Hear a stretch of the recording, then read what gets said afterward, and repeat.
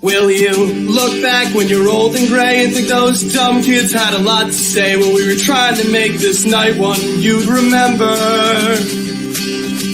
I don't care if my wheels don't turn, I don't care if my pipe don't burn, as long as I am flowing through your veins after I'm gone away.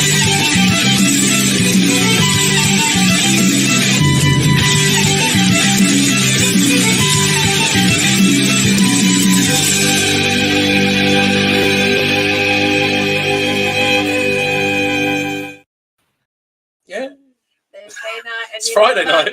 It's Friday night, and we've also got the it's Friday night, and you know both that sets of the means... Joneses with us. So they'll be competing for space in the comments tonight. But because it's like an hour and 40 minutes, but some of that's going to be credits, so don't worry. But we're going to bring a guest straight on. We've got Joe from ThemePark Insanity. How are you doing?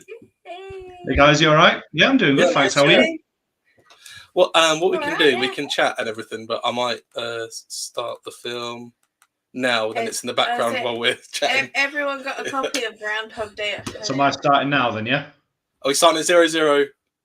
We'll start on 1. I'll count down. Yeah, we'll start on 1. 3, 2, 1. Oh, it's loading. Right. It's loading. Loading. I'm slightly... I've not watched this in ages. Columbia Pictures. Hopefully this works because my internet's been really temperamental for the last couple of days. So, if it doesn't, we'll just chat about it. Never seen this. This should be fun. Yeah, I was going to say, because you're like, of everyone I know, if I need to know anything about films, I'll come to you because you're a big film buff. Exactly. I know you haven't seen it. Doesn't make any sense, does it? I know Coasting with the Joneses, Andy thinks it's a Christmas film. He always says, the Christmas film. I'm like, Groundhog Day's not a Christmas film. Is it just because it's Bill Murray, like Scrooge with the... I'm not a fan of Scrooge. You know what I mean? I want to like Scrooge, but I never really did. Look at these shots. Do you know anything about the film? You must know the premise of it. Not really, no. That's going to be interesting then. Yeah, usually I'm quite good at like reading. I'm presuming Groundhog Day. It's like it's supposed to be like the last day, like first day of spring or something like that. I think. Is that right? Yeah, I was more wondering. Do you know what happens in the film? Not a clue. Oh, I'm gonna love this thing because I think you're gonna like it. It's one of those films that when you know what happens in it, people go, "Oh, it's the film with that." Yeah.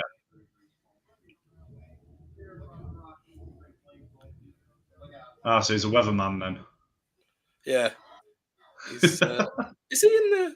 I've not watched Afterlife. Was he? I'm guessing he was in Afterlife, Ghostbusters. Very good evening, Rachel. How are you? You doing well? Travel with the Joneses as well. Very good evening. Coasting with the Joneses. We've got 2. Yeah, 2 of those. They're competing for coast accounts because they're brothers. It's Gareth that was one of them, and Andy's the other. And they're competing on coast accounts, but I think Andy's just beating Gareth at the moment.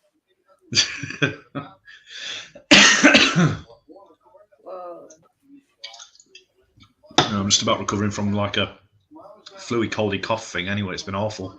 Yeah, we had that last week. Not been fun. No, it's not nice, is it?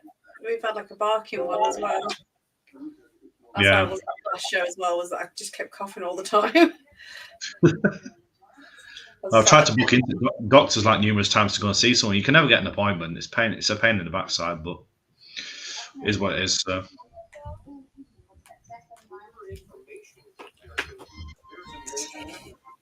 I can't remember that actor's name. He always reminds me of Woody Harrelson. Oh, the guy with the slim guy in the green jacket. Yeah.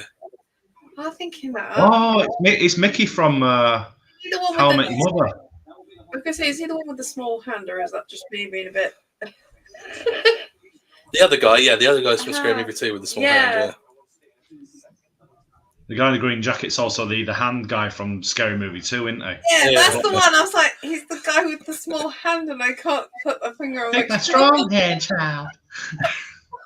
And that's the woman who looks a bit like Demi Moore, but it's not Demi Moore. We've got a lot of actors and actresses that look like other actors. Yeah. Well, she does a bit, yeah. Oh, what other films is she been in? Was she in Notting Hill? Or was that Demi Moore? Oh, Judd's Adventures as well. He's got some content coming up soon. Everybody. He's going to Richard. Pirate Weekend. How are you doing, mate? You doing good? Hopefully well. Evening. Also, All right. Rachel's asking, you're going on opening day, which I assume you are. I don't know anyone who's not. I certainly am. Yeah, I'm all booked in. Looking forward to it, to be honest. Actually, it'll be nice to be back.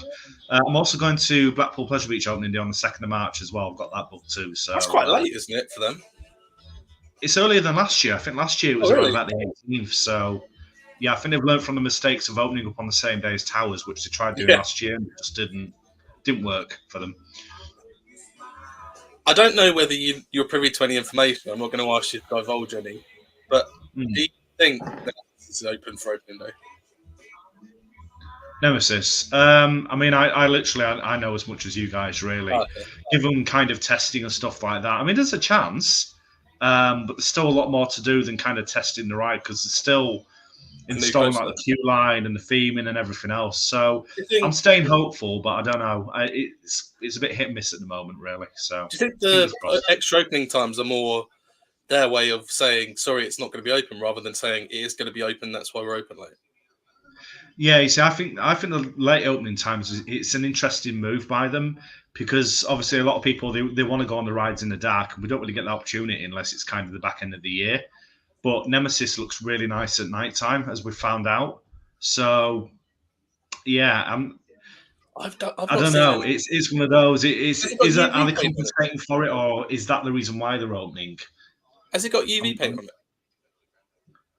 What's that? Sorry. Has it got UV paint on it for nighttime? I don't know. I'm not too sure. I wasn't sure. When you said it looked good at night, I thought you had extra. You'd seen stuff I hadn't.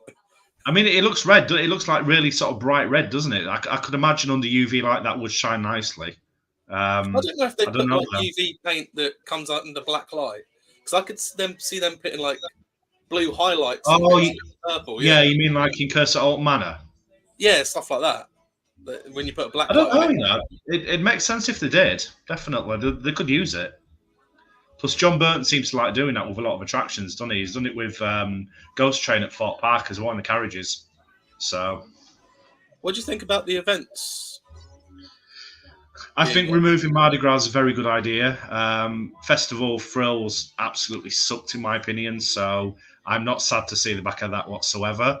I think I'm interested to see what they do for the rest of the year up until Oktoberfest. I'm sure they'll probably do something, but I don't really know what. But in terms of obviously those 4 main kind of core events, that makes sense. It's good they've kept those, and it's good we've still got Oktoberfest. I feel like, I don't know if you'd agree. I want to ask you, I talked to the Joneses last week, and we were saying that they should just re-theme Mutiny Bay to Oktoberfest and keep that atmosphere in there all year. But I don't know, what do you think? Do you think that'd be a good idea? I mean, it's a perfect sort of setup for it, isn't it? In terms of Oktoberfest and kind of the beer keller and everything else, that would work. But I think having something like that all year round will kind of take away from the event, personally. I think it's better off staying away it is, in all honesty. But yeah, that particular area works really well. I don't think it kind of works too well with everything on the lawns the way they have it. But obviously, they need a bigger space for a big event like that. So, yeah. See, I'm hoping it's not open. I know it sounds really negative of me, but I'd like to go to Alton Towers and not have the stress of it being open. And I don't know. I'd rather have at least one weekend where Nemesis isn't open yet and it doesn't feel as stressful, even though there'll be a lot of people there. I feel like it'll be like, oh, that's a relief. Funnily enough, really. I mean, I'm not particularly bothered whether it's open on opening day or not. I'll just be happy to be back in the park and come back in that kind of atmosphere, somewhere that I love, getting on rides that I like. Whether Nemesis is ready or not, it ain't going to take away from that day for me personally, because I love Alton Towers regardless. So it's going to be nice to be back. And if it does open up later, then so be it, because at the end of the day, I can always just go down on like a midweek day and go and try it out when, the hype's kind of gone past, really. So, yeah, I can take it or leave it, to be honest, really. So I don't know if that was me getting a bit old, because I feel the same now. Like, I don't have to go to Thorpe for when Hyperia opens, but I don't mind going there like, on a weekday. I don't have to be because a lot of people are still like, oh, I want to be the first person on it. But after the first opening day, no one's going to really care about it. I'm not fussed, to be honest with you. I'm the same with Hyperia. I'm literally the same with Hyperia. Like, I'm not I don't think I'm intending on going down for its opening. In all honesty, I think what I'll do is I'll let its opening day pass. I'll let all the hype die down. I'll let all the bloggers and everybody else go and do what they want to do. And then I think maybe a week or two after that, when they've had time to kind of iron out all the kinks and sort out any issues and stuff like that, then I'll probably head down then. The reason being, obviously, the hype's gone past, that everybody's kind of rushed to ride it and done what they want to do. You can enjoy it at a more leisurely pace then. I think that's probably just a better way to do it, to be honest. Galactica and the Cursing Man. Yeah. Have you got to get down there from a... Well, I don't want to make it sound like work, but because you've got ThemePark Insanity, you've kind of got to have those updates there. Yeah. Yeah. I mean, yeah, this is my job now. And to be fair, I love it. I really do. I wouldn't have it any other way. And it's amazing I'm in this position. But yeah, I mean, obviously there's more than just me as well. So if somebody else is going to be there for the opening day or something like that, then that's great as well. Because it's about 5 hours for me to get down there, to be honest with you. So it's quite a trek. But yeah, we'll see what happens. Are you staying over the night as well? At all? I'd have to do, yeah. I'd probably stay in Chertsey or somewhere around there. I think last time we stayed in like a Premier Inn or something. It's quite nice actually. But yeah, I couldn't do that and back in the same day. No way. No, I was gonna say. Are you excited about? How excited are you about Hyperia? Because it's a stupid question for me to ask if you're excited, because I think everyone is. But I'm very excited, to be honest. I'm really looking forward to riding it. I think what the ride has to offer in terms of all the unique elements and obviously that big unique twist and just the ride itself, I'm not overly fussed about the fact it's a short ride. I think what it's going to do, it's going to do very well. And I think that ride length will be perfect in terms of how much intensity it's going to have. I'm really looking forward to experiencing something like that in the UK as well, because of course we don't really have many big rides of that scale here other than kind of Big One and stuff like that. So I'm really looking forward to riding it. But at the same time, again, I don't feel the need to be there on opening day if, I'm not basically. That's. Are you more excited for that than Nemesis? Yeah, I think I probably am too. I love Nemesis. I'm the same, but you're the first person I've talked to who's said that. Yeah. I love Nemesis, but at the end of the day, Nemesis will still be the same ride in terms of what it does. Obviously, Hyperia is a whole new ride experience, so that's going to be incredible in itself. Outside bank lift. I think that'll be an experience. How was the ride to happiness? Is that what he's on about? That's what Rachel was just saying. How was the ride to happiness? It was on about Hyperia. Yeah, Ride to Happiness was absolutely amazing. It's such a weird ride. Like every ride that you have, and it's completely different. You never get the same ride twice. And what it does at the beginning in terms of literally you're out the station and you're upside down in the space of seconds, it's fantastic. It really is. And some of the forces you experience as well, and the way that you kind of take a lot of the elements, it's just a bizarre feeling from start to finish, but so much fun at the same time. So yeah, I hope it's going to work with the twins, Trey. He's had twins recently. Hey Trey, you okay? Cincinnati, yeah. Nice. Yeah, it's not lift hill, airtime hill. Yeah, could you imagine bank lift hill? That'd be quite decent, actually. World's first. Actually, it wouldn't be a world's first. Probably not. One thing I was going to say, just because I don't think anyone else has thought about doing it, or unless they get the idea from hearing me say it, because you do like the news videos or where you talk about a discussion. Yeah. I think it might get views because no one else is going to think of doing it. But if you did in the next few days, because I heard on the radio that Robbie Williams is thinking about buying Port Vale. Does that mean? And then you could branch out and go, does that mean he's going to reach out to the local community there, which is close to Towers? Does that mean he might be willing to do a gig like Pink did at Alton Towers? That could be interesting, couldn't it? To be fair. I don't do those kind of videos. So if you want to run with that, run with that. I think that'd be quite cool. Because as soon as you do that, someone else will go, some other big channel will go, oh my God, Robbie Williams might buy Port Vale, you're right. And they'll do a video. And then so everyone's talking about it. And it'll just, yeah.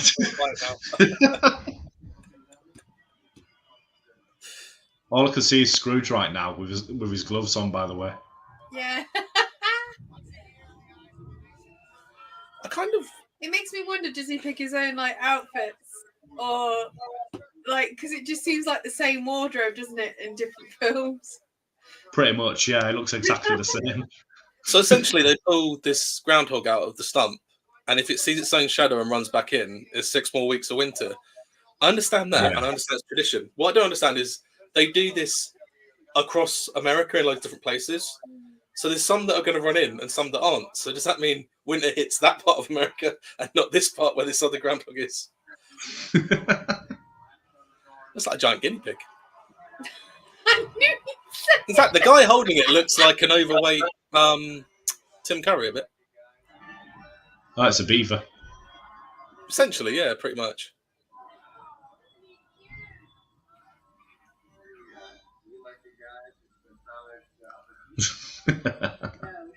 Oh, well, he's talking to him. There are some where they just, if it runs back in, it's 6 more weeks. So, Judd Ventures, right? How to get into the seats? Are they forgiving, or do I need to hit? To be honest with you, Darren, they're not that bad actually. I mean, I'm pretty big myself, and I fit into them quite comfortably. I think you probably would be fine, to be honest with you. They're also as well. They're not like you don't pull the actual harness down yourself; it's automatic, so that it's kind of they drop down automatically onto you. So I think you should be okay. Did I ever tell you about what the one in? I think called it a large squirrel. is it in Norway where they've got wildfire? I can't remember now. Kolmarden, Yeah, I think so. Is that where wildfire is? Sweden, I think it is it? Sweden.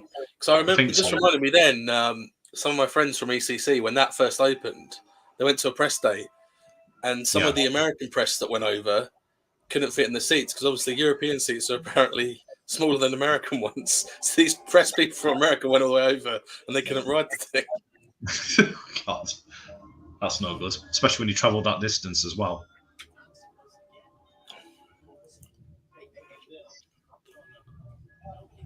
Do you think if... what were you going to say? I say all I can see is a butler from Scary Movie 2 right now. I was just thinking, with all the gear they've got in that van, do you think one day you'd do like a TPI road trip with your team and get a van like that set up with all cameras and stuff, and that would be cool. I mean, funnily enough, actually, we have thought about doing a road trip at some point this year, kind of together, but obviously it depends on everybody's arrangements and obviously who's able to do what. But yeah, I think kind of getting us all in the same sort of van and being able to travel around, that'd be really cool. But I think I'll probably do it in Europe or something as opposed to kind of over here, realistically, because there's more over there. So I wonder how much it is to rent a tour bus, like bands have. I know we're talking about his team of people. We can't just jump on. I'll hitch a ride. Probably quite expensive. The more the merrier. What you can do to save money is find someone who already can drive a coach and then just hire a tour bus, and you don't need to hire the driver. Yeah, because then they've got the license and stuff for it. Then and obviously you don't need to worry about kind of having to do something additional. Daryl's there. Daryl's a believer that Nemesis is opening. Daryl, hope you're well as well. Evening, Daryl. You all right, mate? I'm doing very well, thank you. How are you? You doing well? Forecast snow in 2 weeks. Is that in Wales, I'm guessing, Gareth? He lives over the border. I'm sure we've talked about it already with you before, Joe, but all their 30-mile-an-hour speed limits have changed to 20. Oh, yeah, I remember. Yeah. That's no fun, especially if they try and implement that over here. Although, didn't they do that on the motorway and everybody drove 20 miles an hour on a motorway or something? Whereabouts? I think it was in Wales. I don't know if it's actually happened, but Andy was telling me about it in England yet. Andy was telling me that they were thinking of making it so buses were allowed to do 30. And I thought, surely if everyone else is doing 20, they're not going to be able to reach 30. I mean, 30 is still sensible speed anyway. You know, it's. There's I an think 20 is a little. live. Yeah. I still remember that. But I think 20 as well. I mean, there's loads of little 20 areas around where I am here, and it's not a good speed because everybody else ends up going slower than that. So people that should be doing 20 end up doing about 15 or 10, and you're just crawling along like a snail's pace, which for your engine's awful. So yeah, 30 mile an hour for buses apparently. 30 mile an hour for buses. Yeah. 6 weeks till Alton Towers. I know. It's crazy to think that, like, literally, we're only, a month and a half away from opening day now, which is crazy. After, like, I've months been and enjoying months. the off-season. It's been a bit more relaxed than... Because, I mean, I don't mind being busy, but at the end of the season last year, it was like, bash, bash, bash, fireworks, run Alton Towers, Christmas. We were just always busy, which was nice, but sometimes it's nice to be at home and just go, yeah, I can sleep. I've just been poorly after poorly after poorly. I was kind of all right. I was all right for the first month or so, and then I've kind of hit like a real low. So going to like Plopsaland, kind of, it was a nice little bit of a pickup for me, really, just to kind of get me back on track again. Evening Stakes, how we doing, mate? We all good? Yeah. So I think I'm ready for the new season now. I think we all are, to be honest. Yeah. Well, I am anyway. Ready for Icon on the 2nd of March, anyway. Put it that way. I think it'll be good. Is Enzo worth it now? That's a good video I'd watch as well. If you do that, when you go back, goes Enzo, is it worth it in 2024? Is it still worth it? And so you do a review. She's in terms of the guinea pig, baby is half the size of mum. Just letting you know. She's just out here now with mum. I will have to try and get Winter and the other baby out in a minute, probably. So I'm just reading what Darren's put about Dick Hudson's. Yeah, I completely agree, mate, because they go flying around that part up there. Basically, where that is, it goes from being like quite an open road to really sort of narrow. It's kind of a pub. You got like a pub on your right hand side, and there's a wall there. But everybody just kind of like flies through it. So even though you're on your side of the road trying to get through, you get people coming the other way that end up on your side of the road, and it's 60 up there, so people just fly through it. So yeah, I think 20 up there will be a very wise move, personally. We've sort of taken your attention off the film, but something big's just happened in the film. Was it? Essentially, he's woken up. It's the same radio playing, the same guy. Basically, the film, he's stuck in the same day. Every time he wakes up, it's the same day again. That's the premise. I've seen films like that before, actually. Like Happy Death Day was quite similar, but obviously that had a horror twist to it.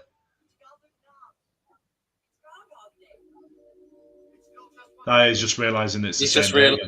Yeah, he had the same radio on at the start of the day. So these are all events that have already happened. We've already seen, but they're happening again, and he's realising. That guy that approaches him, though, in the middle of the road, he's like, "Hey, Phil," and talks to him for a bit. His eyes look so blue.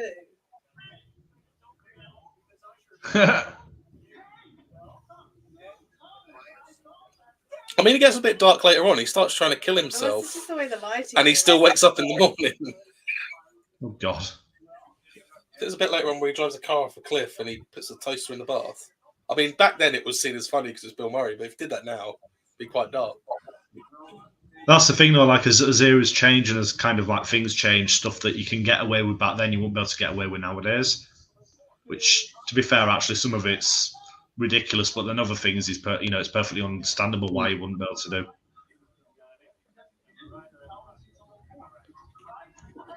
Having to bump into him every day is semi-insane. I think eventually he remembers the puddle. Gobbler's Knob. That's a real place. Is it? Yeah, we'll have to watch that tonight when the show's over. The Viva La Bam episode where he goes to Gobbler's Knob for Groundhog Day. That's quite funny. Oh, yes. Got all of that on DVD. I used to love watching Viva La Bam. I still do love watching it. Yeah. Well, Viva La Bam. Yeah, I used to watch that all the time as well. Yeah. It's fantastic. Well, I was a kid, but some of the stuff they used to do and do to, like, he did to his parents and things, just absolutely hilarious. It's like Vito. He'd like go around and just like slap his face and stuff. It's the fact of how much he looks like Phil when he used to take the mick out of how big Phil was. He does now. I don't think they'll be allowing on-ride filming, to be honest, mate. Sadly, no. I think they'll probably only allow it if you actually, one, you're on the press list, and two, you actually get permission from the park. And I was going to say, are they quite good if you arrange it beforehand? I mean, you can ask, but there's no guarantee they're ever going to come back to you. They're very bad at replying, if I'm honest. Because they used to have a reputation for being quite decent with enthusiasts, but now they're a bit. Yeah, they did, but nowadays, I mean, we're on the list, but obviously I've tried to ask about stuff like that before, and I've had no response. So I think unless you're kind of your experienced guide or a certain other person, then you're not allowed to do it, basically, and that's that. So, which is a shame. Oh, thank you very much, Darryl. Appreciate that, mate. We'll do. Cheers. Yeah, no, we're working really hard on it. The thing, obviously, with the website is it's not going to be completely finished at any point because obviously we're updating a lot of stuff on there. We add new news to it every day, and obviously with the map as well, that's something that we're continually working on. So it's going to be a big game changer long term, but obviously there's a lot of work that goes into getting it where we need it to be. So it's going to be fun. I just realised the guy who was next to the guy who had the Groundhog played the police officer in Home Alone. I don't remember if it's the first or second one. I grab some pigs. Look, can you get Winnie? Yeah, I can grab her, but she'll bite me. She won't. She gets very bitey. This is Winnie Woo. Oh, what? We holding her up to camera? Her feet are cold. Aww. Hello. And this is Baby. It's the baby. That's the one we got free. We bought 3 and we got 1 free. But that's the baby. Oh, adorable. Can you believe that? We bought a pregnant guinea pig. We didn't know. They obviously didn't know. That's what I mean by we bought 3, we got 1 free. She's not used to loud noise, but she's such a little darling. So I thought I'd show off. You want to show off the pig? Is that it? A little baby. She's like a little snowflake. She's not looking at the camera. Not trained her well. I don't know what's what at the minute, but she's used to this hoodie that I've got on. So she's 3 weeks old on Tuesday. So I'll show her off. Are you going to do not necessarily an open day? Are you going to try and do another meetup? Because I know last year was so crazy with everything that was going on. I don't think I would try and arrange it for opening day again. To be fair, I think that was a big mistake. I think I'd like to do one at some point. I'm still thinking about doing something for the 5th anniversary in July. It's not probably going to be what I wanted it to be because I think in terms of practicalities, it's not really practical this year. But I think a meetup could potentially definitely be some way of kind of doing it. And obviously, Alton Towers is a good location for everyone. So stay tuned for that one. Are you going to be riding coasters up until 8 p.m. on opening day? Oh, I will be. Yeah, we'll be there. We'll be there till close. Simple as. I mean, all right. I've got 2.5 hours drive home, but I ain't fussed. I'll be on Wickerman probably. Even if Nemesis I'll go for Wickerman for night rides. That's a beast. Yeah, I mean, even if Nemesis does open and everybody heads down there for the end of the day, I'm still going to be on Wickerman because Wickerman looks amazing in the dark. So. And I want to meet Judd because I've talked to him online a bit, but I've never met him. I'm calling him Judd because I don't know what's his actual name. Darren. Darren. I call him Darren. I don't see what's really call him Judd. That sounds pretty cool. A bit different. But Darren Judson. Is that his second name? I'm guessing that's part of his second name, Judd Ventures. Yeah. Second name, Darren Judson. Yeah. Okay, that makes sense. July the what? So the actual anniversary is on July the 25th. But obviously it depends on what's happening at the time. It's my birthday on the 27th, so we'll see what happens. That's well timed then, really, that you started it near your birthday. Yeah, I mean, I kind of did it because I was actually going to kind of head out and go to Alton's house for my birthday on that year when it obviously got set up. And I just went to a separate space for pictures and stuff because my family said they got sick of seeing it on my profile all the time. But then obviously what happened, and we are where we are today. So amazing. Andy's off. See you later, Andy. No worries. Have a good evening, mate. Sorry if you can hear the pigs. You can put them back if you want. I'm going to go put them back. They're a bit stressed out, aren't they? No, they're not stressed. I think baby's going to be wanting to do some nursing in a minute. So I'm just Daryl's leaving at 6 on opening day. You might as well stay till 8. Live it up a bit. I mean, I'm there by myself anyway on opening day, so I can leave whenever I want. So you won't be by yourself. As soon as people see you there, they know you, Joe. They want it. Oh yeah, but I mean, obviously, in terms of going, I'm going by myself. I'm not going with Kelly and Theo. So It'll be a lot easier to do what I need to do on opening day that way as well, because it means I'm not kind of tied to having to be where they need to be and all the rest of it. So, hang on. Rachel says she's not going to be there. I think she might mean July, because it doesn't make sense that Gareth's got a lodge if he's going on his own. That's what I was thinking. Yeah, I'm assuming she probably does mean July. Let's put the cushion on his face. He looks a bit like Kylo Ren. Just a bit, actually.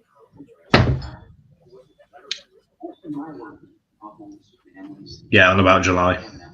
Yeah, I thought so. Will I be in my dressing gown on opening day now? I love my dressing gown. Don't get me wrong, but I don't think I'll be wearing it to Alton Towers on opening day now. Sorry. Although it would be quite a unique way to go, wouldn't it? See, I'm quite the same. I get a bit tired now when I have a long day at theme park.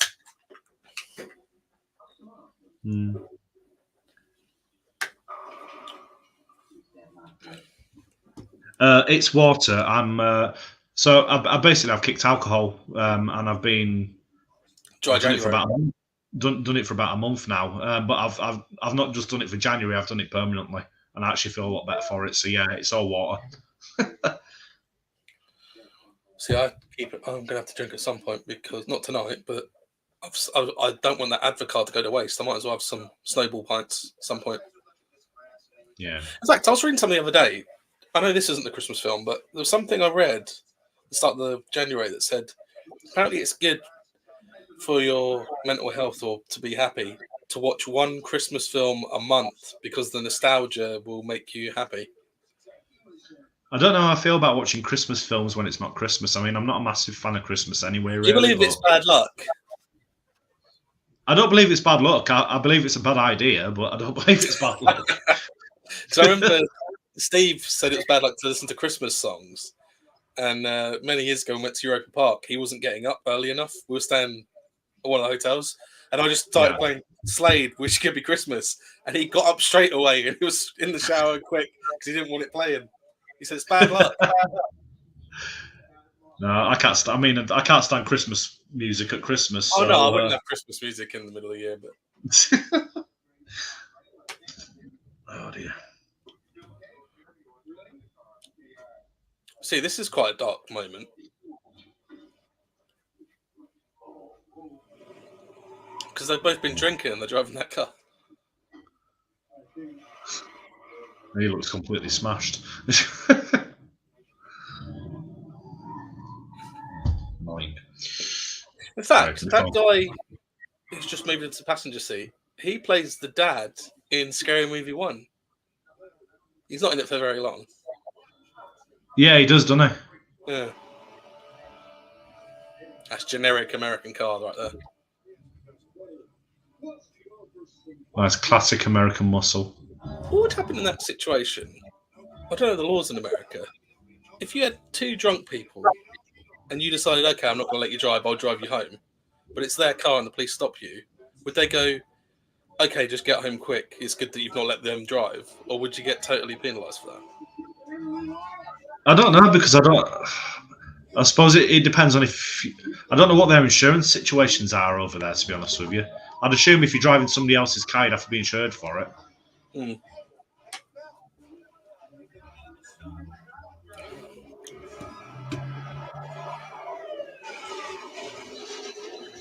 Yeah, it's, as I say, it's been just over a month actually, and I already feel loads better for it. I've lost quite a bit of weight as well, which has been nice. But I've been more active too, and I just feel better in myself, like happier in myself, which is nice. So, would you still have the odd one at Towers, or is it done now?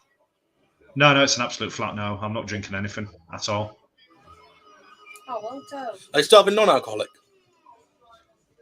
I'd have a Coke or something, maybe, or like I suppose I could have like a Would you non-alcoholic. buy non-alcoholic beer? Like, because I always swear by, if I'm having something that's non-alcoholic and I want to feel like I'm having something, Bavaria, because that just tastes like beer, but it's not got alcohol in. I'm trying to sort of stay away from kind of anything that's sort of associated with alcohol in any way as well, just to sort of like be on the safe side, really.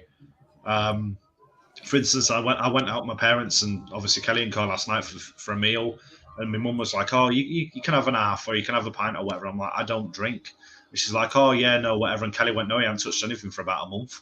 So, but my dad obviously sat there and had a beer and stuff, and I felt no need for like wanting any of it whatsoever. Was he trying to peer pressure you a bit into having one, or was he all right?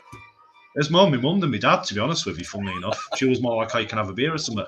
But sometimes where you still have like that innate kind of want to actually have one. I don't have that at all. Like I can look at it and I'm not remotely interested. So it's quite nice actually. Well, replying to people talking about Hex, I'm excited about it, but also one thing we used to do on Hex all the time. At the end of the actual ride bit, we start clapping to see how many people in the room we can get to start clapping with us. So that's like a little game everyone should also play. We also do it at the end of the Wicker Man pre-show. When the lights go out, we all start clapping in that group and see if we can get a whole room of people we don't know to start clapping. Definitely sounds like a challenge. Oh, Pepsi! Have you seen the new Pepsi logo? You what? Sorry, Pepsi drink. I prefer Pepsi to be honest with you. Actually, I mean, I like both. I like both, but Pepsi's sweeter. So, have you seen the new Pepsi logo? I haven't. No.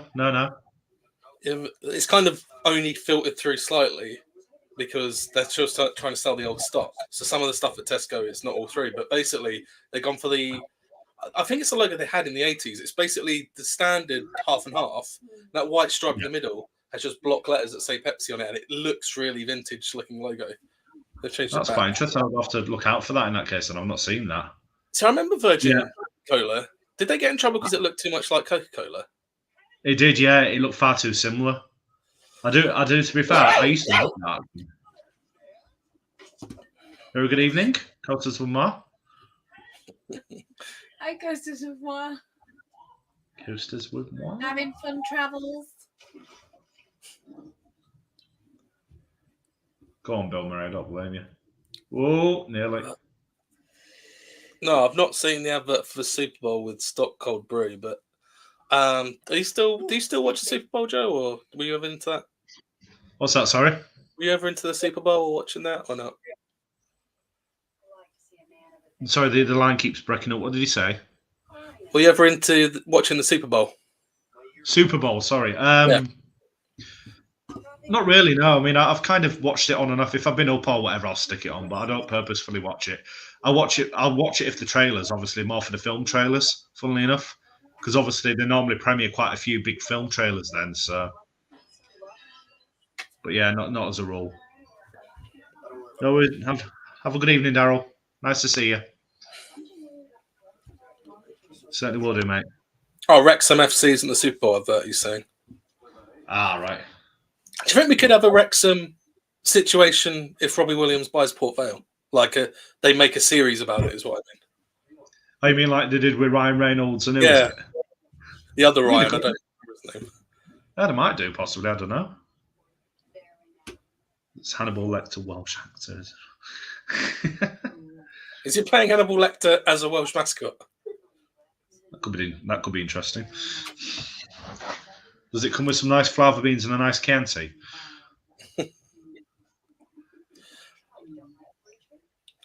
I always, I don't know how to describe it because I can't remember his name, but there's a villain in, is it Silence of the Lambs or is it in Hannibal? And he's got his face kind of missing. That's in Hannibal. It's played by Gary Oldman. Yeah, he freaked me the hell out. He did. He played it very well, but it's so freaky. Yeah, I mean, obviously, especially when it kind of like it has the flashbacks of actually showing him starting to like mutilate himself, and so that was just bizarre. But yeah, he looked very. He came across as more of a bad guy than Hannibal. Obviously, he was taking revenge on Lecter, but it all backfired on him, didn't it? And he ended up getting eaten by the pigs himself. So.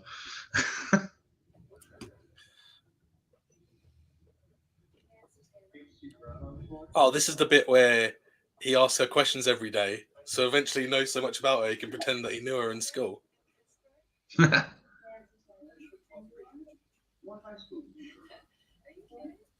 Oh, he's asking about the high school, isn't he?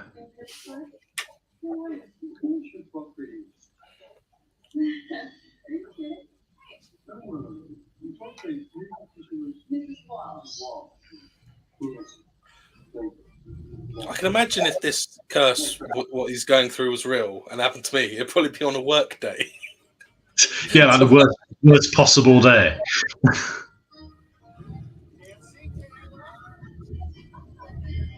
What if it was an opening day at Old Towers?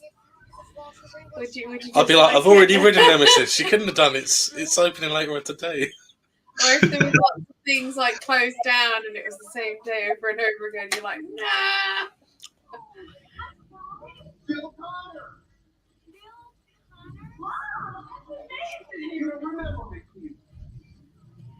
Yeah, sorry about the guinea pig vision. I just thought I'd show them off.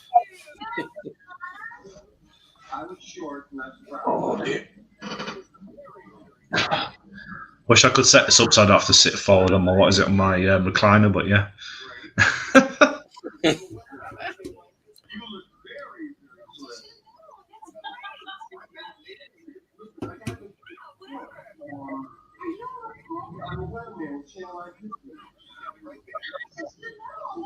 Ah, that's so creepy.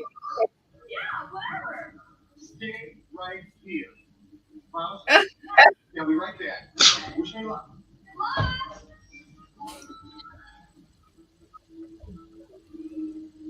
From what I remember, they never actually explained the curse at all, or I'm calling it a curse. What's going on?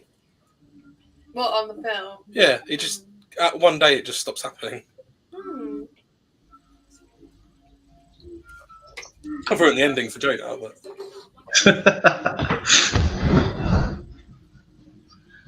What would you do if you had a theme park to yourself for the whole day? And which park would you choose? Ooh, that's a good one.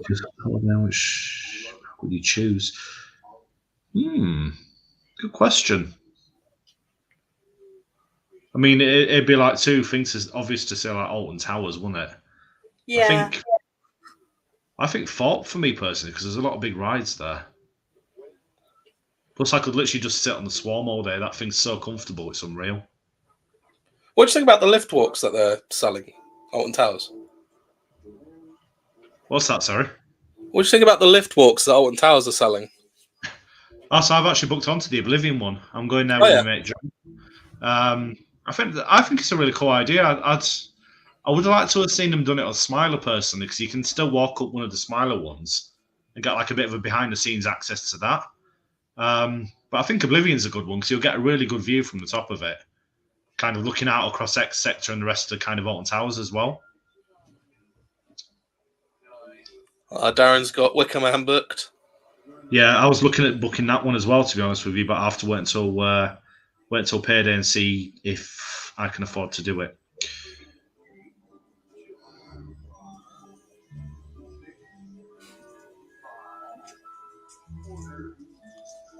Cool.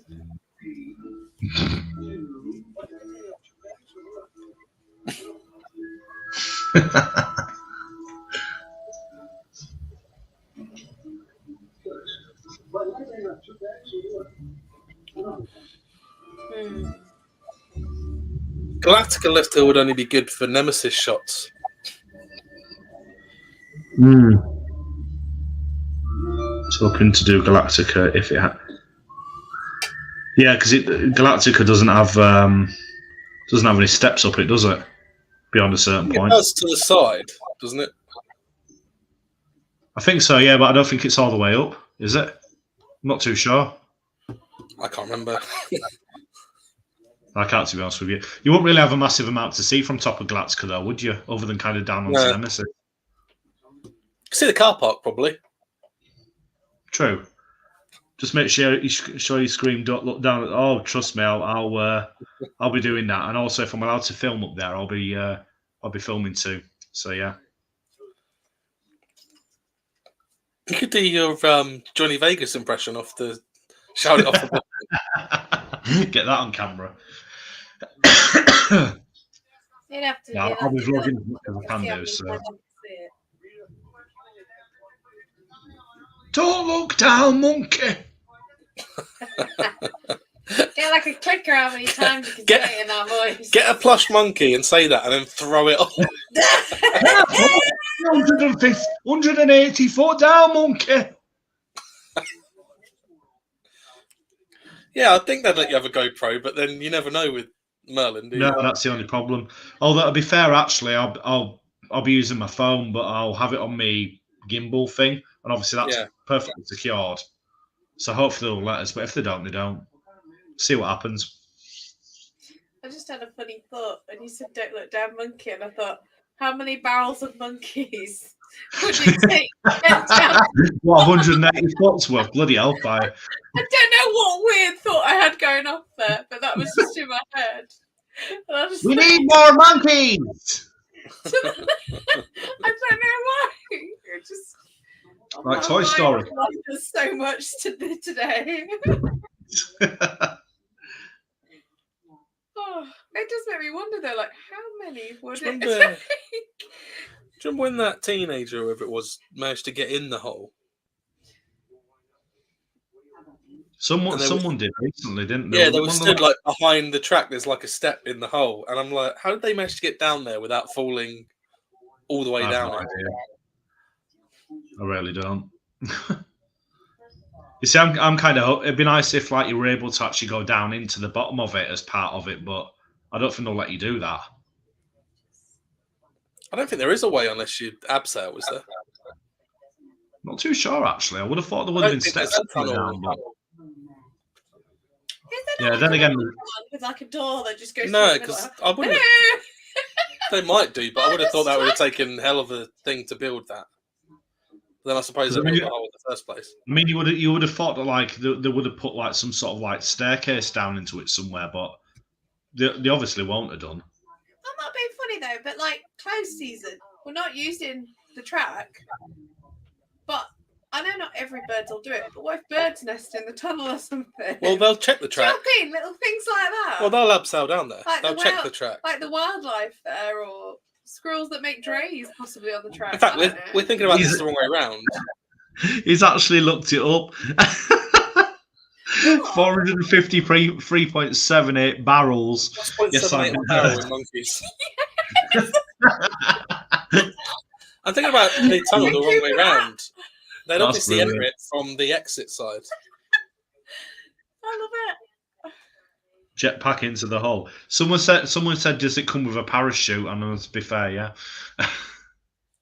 I'm thinking if they do maintenance in that tunnel, they'll enter it from the other side anyway, because it's less steep. Obviously, it's less I steep. mean, surely there's a way down into it. There's got to be. Is it the bit where Oblivion, when it goes underneath, the bit where it's like that sort of like marshland? Is there something there that had a door, or am I just imagining? No, I would that? have thought they'd just go into the hole. Okay, maybe I imagined it then. I just thought there was like a little building with a door in that bit. I don't know why. I'm If definitely it's shouting like- down at the top. If it's like the Channel Tunnel has got massive lakes near it because that's where they pump any water that gets into the tunnel. Do you reckon that's where they pump any water that gets to Oblivion Tunnel, goes into that water bit near the exit bit? I mean, that horrible manky green thing with all the algae and stuff in it. Stinks. Yeah, That's where the bog. Aramak make their cola. It's like It is, the isn't it? bog of the Aramark. stench from Labyrinth. Yeah, that's their water supply. I was actually thinking the other day because I've said it before that I don't dislike Smiler, but when it was first built, and I still think it now, it doesn't feel like an Alton Towers roller coaster. It doesn't feel No. like it. Like Wicker Man came after it, and that feels like it fits. I'm not saying Smiler's not a good coaster, but and then last week I was thinking about it, and I thought Smiler feels like a Thorpe Park coaster built at Alton Towers. Yeah, it does, to be fair, actually. It'd fit better there. It doesn't seem to fit Alton Towers to me. It just sticks out, like everything about it. It's weird how you come out with that now. When it was first built, I said when I saw it on like the videos, because I didn't actually see it when it was first built. I was like, oh, so is that at Thorpe Park? When I saw it on videos, I didn't actually read because I wasn't that much of an enthusiast back then. But yeah, and I genuinely thought it was at Thorpe Park. It's funny because like when I first heard about it opening, I couldn't sort of picture in the park, picture whereabouts in the park it'd actually be. Even though they said it's where the old black hole was, I didn't really kind of have a very good knowledge of Alton Towers back then, so I was trying to picture it in my head. And then when I actually went down with my friend and I saw it, I was like, right, okay, so that's where it is then, and that made perfect sense. Yeah. But, yeah. So I was the same. Up till sort of 2018, 2019, I wasn't as massively into it as much as I am kind of now. I still loved it, and I still went out and rode all the rides and everything else, but I wasn't kind of actively like I am now, sort of thing. So, yeah, I'm like that. I didn't go on a regular basis back then. yeah. Or I didn't even go to it at all because I was too busy at uni at the time. So it was like, yeah. I never went on too busy trying to find a job. I never went on the black hole, but I went on it when it was in Sweden as the rocket. But I remember going in the boiler house and Carnival of Screams when they were in the black hole tent.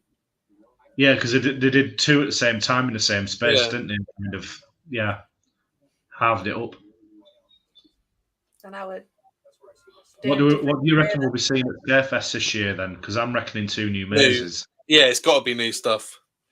The amount, I don't know how much they listen to feedback though.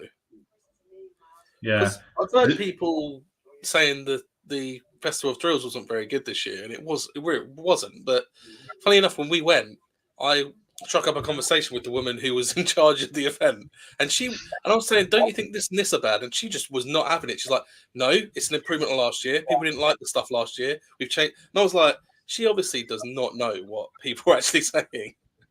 No, she obviously didn't. Especially not when they brought the invitation back. That was a really stupid move. But they did have a contract, didn't they, for having it for so many years, I think. Yeah, that is true. I don't mind the scare zones like the walk. Signed up and they had to carry on with it.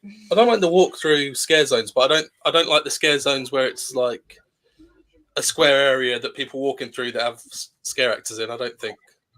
Yeah. Do you know what? I agree with that. 100% think there'll be a second walkthrough. I think there will be. They might charge for it.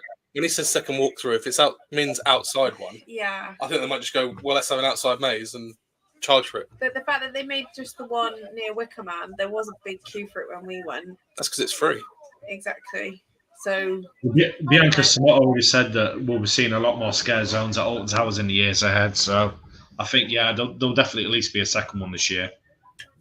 I just like the fact that they did the scare zones, but then, like I said, it was very inclusive. I've said this on one of my previous ones where it's just like there was still that alternative for those that are, I'm not saying chicken, but those that are easily scared to go another route. You know what I mean? It wasn't like, oh, don't go, completely block this area off because it's just a scare zone. You had another route to go around should you not want to have that experience. And that's what I quite liked. Or you'd be like, oh, I got scared last time. I'll just walk through the normal route, and whatever. Do you know what I mean? It's whatever flows your boat, really. But it kept the flow of the day going, I think, to make it more interesting. So, I'll be happy if they do too. Yeah, the scare zone was all right. They could do a lot better, I think. I'd like to see a Phalanx theme one this year, to be honest with you. Like a Nemesis style theme one. I think that, or a Scary Tales one back. Because everyone knows that. Is the platform going to be still there, do you think? Folklore. The what, sorry? The platform? The platform, yeah. I don't know. For Nemesis, the Phalanx thing where you could take photos. Oh, right. So I was trying to think of what you meant then for a second.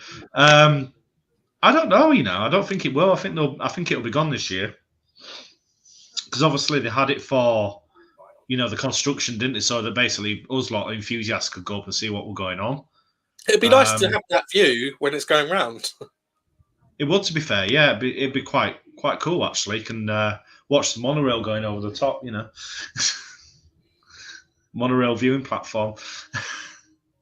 I want to see people get as excited about the Alton Towers monorail as you see people at Disneyland in their vlogs going, it's the monorail. Have to get rid of all the crap on the side of them first. Yeah, I don't like the shades on the windows, so you can't film. You can't see enough fall out of there, can you? Because it's just. I'm guessing that's for shade from the sun. I'm guessing. I'm assuming so, probably, yeah, but it does spoil it, especially when you've literally gotten it. You're going through the actual park itself. It builds the anticipation, but all you've got is like the vinyls on the side. so you can't actually see into the park.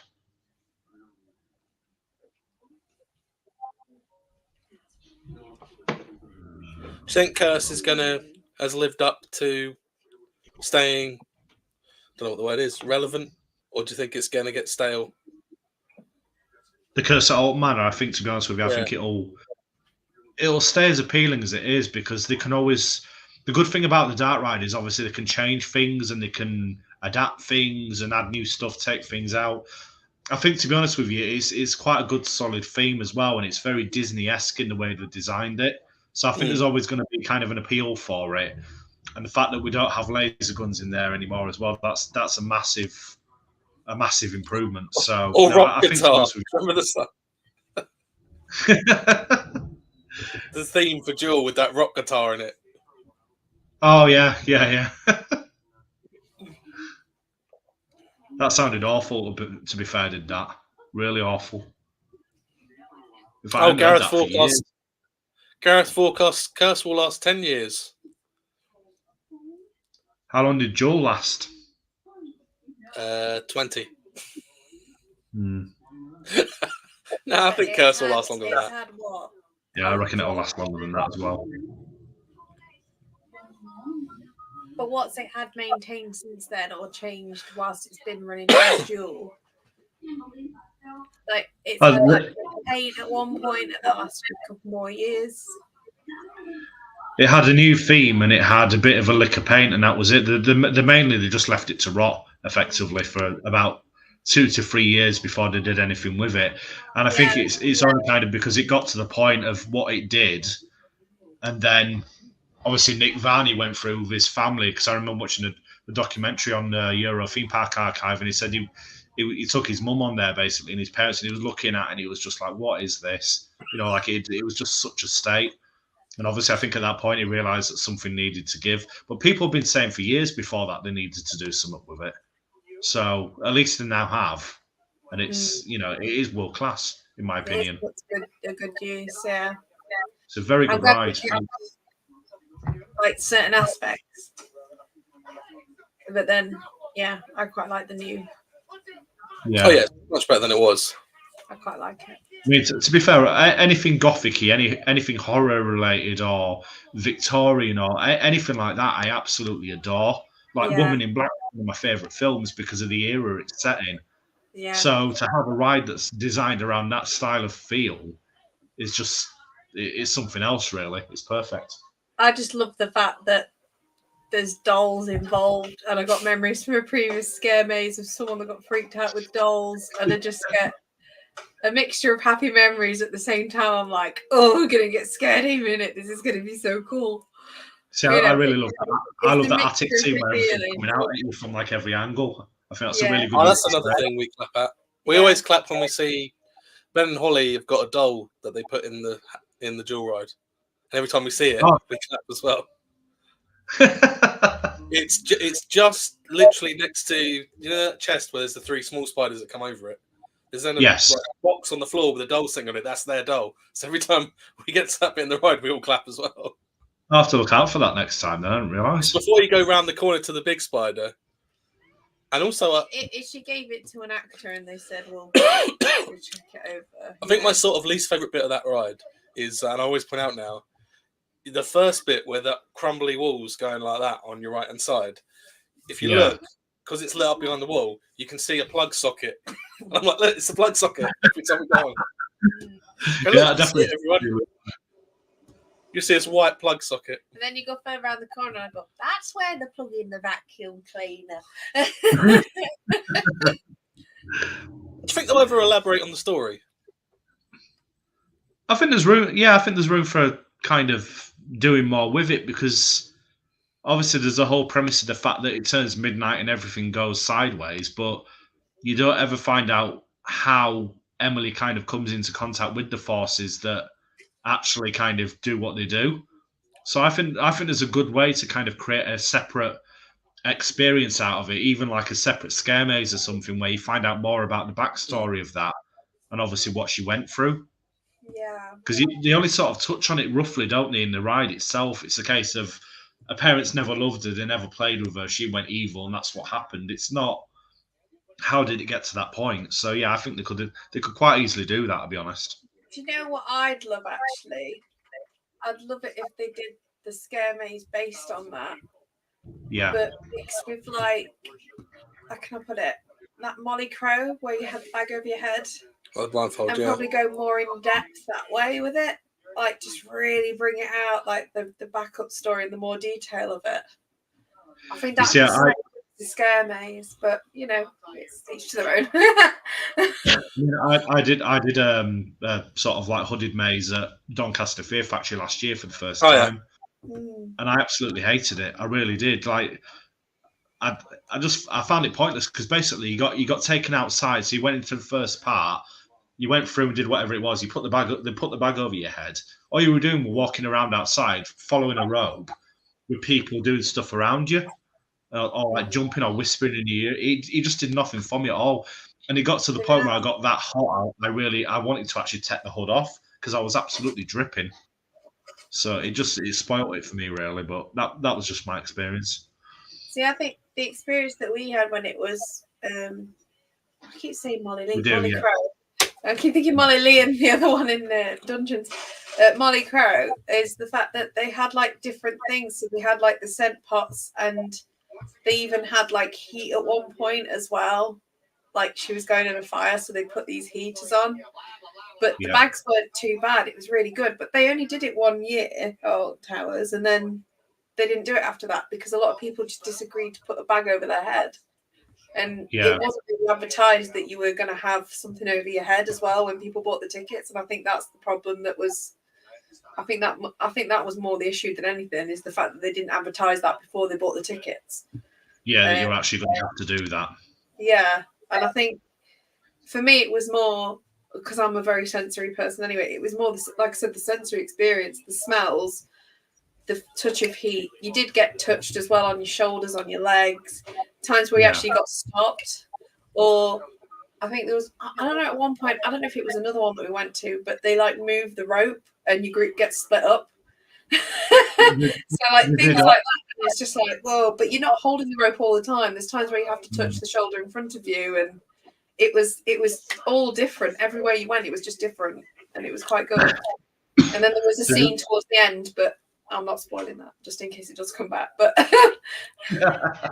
they did all of that at Doncaster Fear Factory, and then again the same thing. There was a big like finale scene at the end, which actually was very impressive. So I'm going to do it again this year just so I can see that particular part again. So it was really good fun. But yeah, I ended up with a face full of Matt's backside at one point, which wasn't really that impressive. So. Oh, the Hooded Maze Extreme Scream wasn't your favourite. Is that Hoodoo Voodoo? Yeah, I will say. There was a squishy floor. One of my favourite mazes I ever did was the first year I did Extreme Scream. Was the last year they did The Hunt, and it was themed around the posh people in the countryside. There's werewolves in the countryside, and they sacrifice people every year. So these werewolves leave them be, basically. And then you have a hood, and there's this wet rope.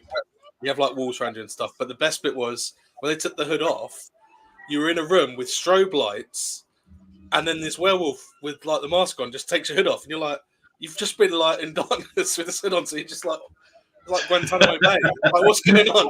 And then there was like this cattle pen maze, but it was made up of pallets that were stacked up on their side, and they were actually dead ends and stuff. And it was probably one of my favorite mazes I ever did. And then they got rid of it and changed it to Hoodoo Voodoo, which the bits without the hood on are quite well done in Hoodoo Voodoo. It almost doesn't need the bit where you've got the hood on. I like the one where it was like the river with the lasers and the smoke. Because it actually looked like you're in like a swamp. And then you had like cushions around the your laser legs. lights that were like that height, so you couldn't see underneath. So it was like And there was an actor somewhere hiding amongst all of that, and you were just like, "Oh my gosh, what's happening?" See, I've still not been to Extreme Scream yet, as of yet. So I need to get there this year. I really do. But the only issue is obviously it's right down in Twin Lakes, and that's quite a way to travel. So you have to come our way. You have to come our way because we haven't done it in a couple of years because it got boring because they kept doing mainly the same stuff. Yeah. Oh, that was it. We went, and I'm not going to name who they are, but good friends of ours went on the same day on a press pass or something, which is fine. But We went through Hoodoo Voodoo. They came out after us running. We're like, "Oh, you're right." And they're like, "Yeah, it's really scary in there." And we're like, "None of that happened to us. Did you get it because you've got a massive lanyard that says VIP across it?" And I thought, well, I'd knock up a lanyard because it just said VIP in like Times New Roman on a white bit of card, right? I thought, should we go back and film a vlog? And I'll make a lanyard like that because it looked really cheap. Not use it for fast track, not abuse the system, but put it on in the maze and see how much better my experience is because the actors see I've got this lanyard on. Come with you. Come we? Yeah, I'll join you this year, Darren. In that case, yeah, definitely. Yeah, So I need to go down. I've heard of that, yeah. Yeah, Darren's not that far from me, so that's perfectly doable. Yeah. So yeah, definitely Cool. look for that. Do you think when Universal gets built that Merlin will have to open their parks all year? Oh, absolutely, yeah, definitely, because Universal will be a 365 park effectively in terms of what they'll have, and it'll go ahead, it'll happen. Yeah, they're having monthly meetings, aren't they? Yeah, there's a lot of support in the yeah. local area. The council is very much in support. Local residents want it to happen. The links for like traffic and stuff like it's just got. There's a very strong possibility of it actually becoming a reality, far more than anything that's ever been kind of proposed before. And obviously with it being Universal and their track record as well. So I think once that does happen, I think Merlin are really going to have to pull something out of their backsides to compete with that, and I think they're going to have to open the parks all year round. And I think a lot of other parks in the UK, not even Merlin, will have to do the same thing. And investment's going to have to go up as well, big time, to actually keep people interested, especially when you have, the kind of attractions at Universal that you will. So it's going to be interesting to see what happens when it does. I think they still have checks throughout the year, Gareth. I don't think that's a problem because how would Universal operate in America? Yeah, no. So all they do is to do the same thing that European parks do. They just shut the attractions for a set amount of time, do all the checks and everything, and do all the maintenance, and then reopen them. That's what Efteling does. That's what Plopsa does. That's what a lot of the other parks in Europe do, and it's the same thing for like America and stuff like that too. So yeah, it's still perfectly doable. It just rotate the attractions. I think towers need to. I wouldn't mind if they put some kind of like sheet metal, like factories have, around some of the coasters and just theme them, and then they could be open all year round because they wouldn't be in the elements.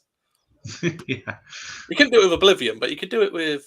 You could probably do it with Wicker Man, and put much more fire effects in, and it would affect like Universal do with a lot of their rides, and it effectively make nearly every roller coaster also a dark ride.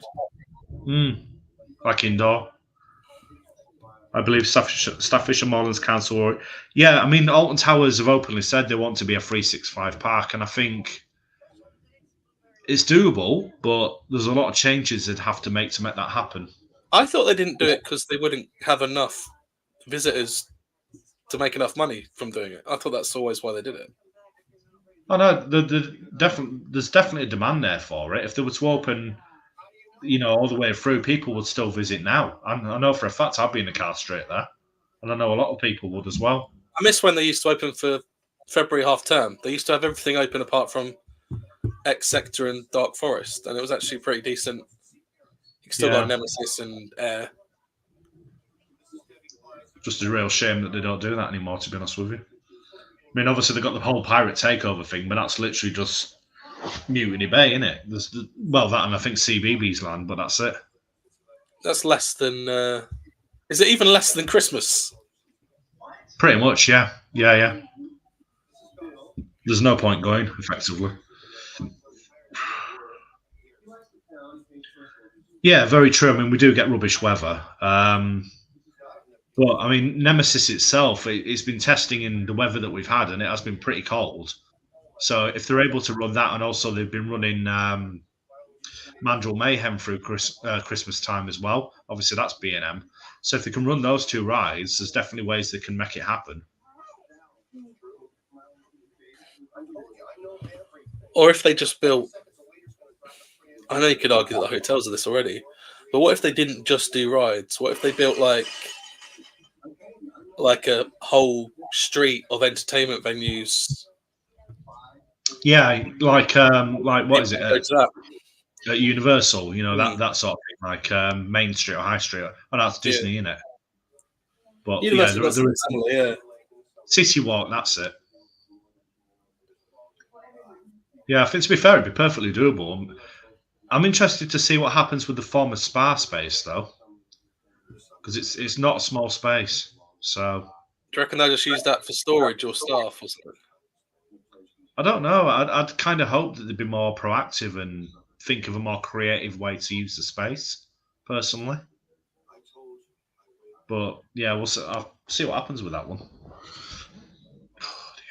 I don't know if they get enough visitors to want to do it though. Like once the novelty's worn off, that it's open all year round. How many people would actually go up there in February? And I'd be there all year round, me personally, but that's just me.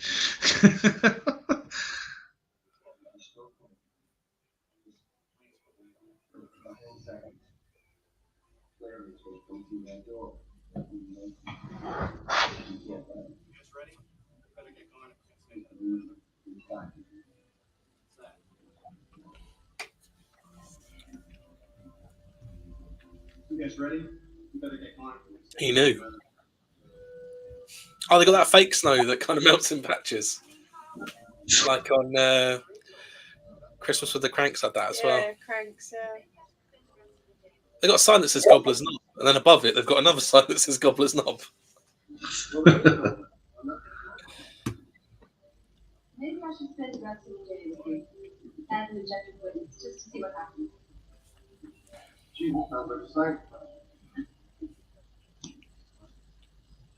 How much do you know about Project Horizon? Only kind of what's sort of been mecking around in terms of rumours and stuff. I know it's an indoor roller coaster. I've been told that. I've heard that the manufacturer is Intamin, but again, that's only rumours. Other than that, not a massive amount, really. I don't even know if it's still going ahead at this time because they should have already started construction on it, and obviously nothing's happened. So that's a bit concerning in itself, really.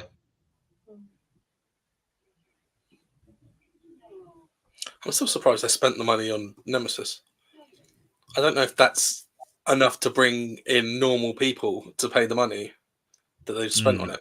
But I could be wrong. But I mean, it was either a case of get rid of it and scrap it and put something else there, or rebuild it and bring it back to life. And I think, given the setting of the actual ride itself, and the fact it is built into the terrain like it is, it'd be quite difficult to reuse that space for anything else. So I think redoing what they've done to Nemesis makes perfect sense. It's just a shame that it's taking the amount of money that it has, because I'm sure that's money they could have put into a brand new attraction, realistically. And I think that and flat rides is probably why things have been knocked back the way they have for Horizon. Because obviously Bianca said we are getting permanent flats, but she's not said when. And there are rumours that they've already purchased one or two things already. So interested to find out if that's true. Personally, I kind of hope it is. I think, to be honest with you, I think it'd have to do to make way for Horizon. I don't think many people use it anymore, do they? I mean, I can't say I blame them. It's £11 odd for like someone who doesn't have an annual pass. You know, you paid whatever you paid to get into Alton Towers, and you have to pay that on top. Not for a 45-minute experience, no.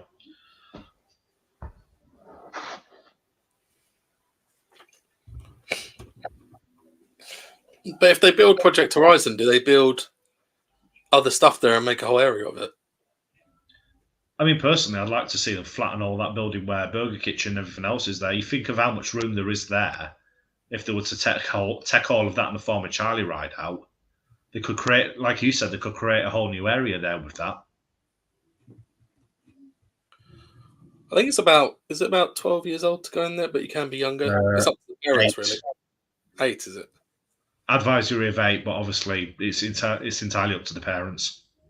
But to be honest, they don't pick on the kids anyway, so it's not really that bad. No, to be honest with you, the actors actually, when they realise they're small children, they usually tone their performances down quite considerably. Because I've been through with families before, and then I've been through with adults, and there's a very distinct difference. So, And we did it one time last year where the boat must not have been working, so we had like an in the dark rope walk to get to the next room. That was. But we thought they got rid of the boat completely. But then the next week we knew some people and they said, no, the boat's still in there. We were like, We're like, oh, we got a different route. We went out the back left of the courtroom and had to go down this pitch black hallway with a rope to get to the torture room. And you kind of enter next to where the cage is rather than at the back. They had That's that. Yeah, it was an experience to do it differently, but it was like, oh right, I guess the boat wasn't working. To be fair, the boat ride's my favourite. That and Molly Lee are my two favourite parts of that whole experience. Yeah. So to not have the boat ride would have been really gutting. I think I really wish they could do the whole Molly Lee scene incorporated with the girls.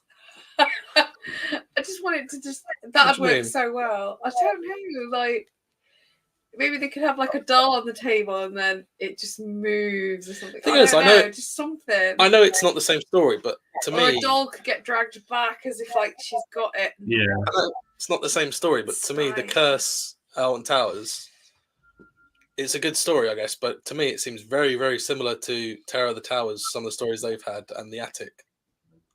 it's I always felt like it was very inspired by the Attic, to be honest with you, in terms of the similarities.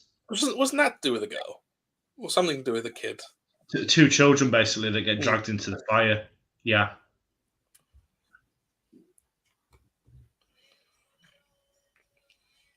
There's a lot of references with fire. It's like Wicker Man. They have the Fire Festival. Mm. But yeah, I didn't think Mardi Gras was great when it was on. No, Mardi Gras was awful. It just doesn't fit at Alton Towers at all.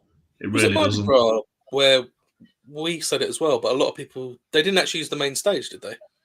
No, they didn't. I remember rightly, yeah. It was like, why didn't they use the main stage? It was all in front of the towers on like a little mini stage. You could kind of tell that it wasn't really that appealing last year because there wasn't really like that many people in the area either. So I'm actually quite glad they've scrapped it, and I'm also glad they scrapped Festival of Thrills because last year was just I don't even know. Well, like the year before though. Yeah, it was all right the year before, yeah, because obviously the sort of the actors that they had in the areas and obviously the mini stages. It was a very unique sort of event, but yeah, last year was awful. I think they should have stuff on the stage all year round. The main stage, I mean. Yeah, I think they should as well, to be honest with you, like entertainment. Because they could easily get away with not paying for entertainment if there were like bands that are touring that just want the exposure. They go, okay, you don't have to pay for the electricity or anything or the stage, but we're not going to pay you, but you can go on there and play for a week and then you get the exposure. Yeah. I mean, I don't know if they paid Festival of Thrills the first year. They must have paid the bands. But I don't know if they turned around to them and said, do you want the exposure? We need some bands. And they just went, well, yeah. I mean, the thing I've found with Towers over the last couple of years is there's been no real consistency in terms of events and various things. Each year's felt like a whole different year in terms of like what it's offered and what it's had. It's like they're throwing ideas at the wall. Effectively, yeah, like they're trying things out to see what sticks and what fits. And obviously this year kind of feels like the first year where we've actually got a lineup that makes sense and that, you know, feels more permanent. So have we got anything new? Not in terms of event. Well, obviously we've got Alton, Alton After Dark. That's the new sort of like free Saturdays where you get to ride things up to 8. But again, I still feel like that's a trial in itself as well, just to see how popular that is. Are they going to have any entertainment for that, do you think? I wouldn't imagine so, no. I'd imagine it's just late night riding, effectively. Because the first one's obviously on the opening day, innit? So...